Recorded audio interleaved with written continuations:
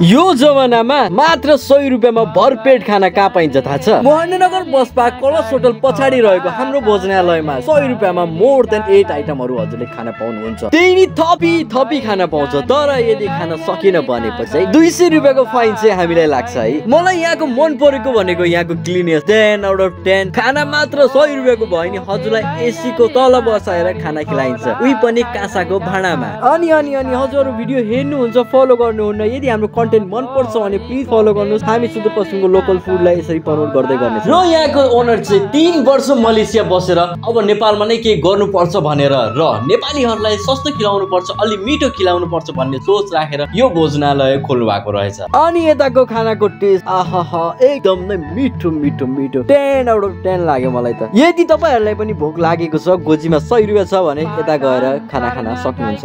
के तपाईलाई भोक लागेको छ? मात्र रु 100 मा शुद्ध र शाकाहारी खानाको लागि बस पार्कमा रहेको कलश होटलको पछाडिपट्टिको हाम्रो भोजनालयलाई सम्झिनु होला। धन्यवाद।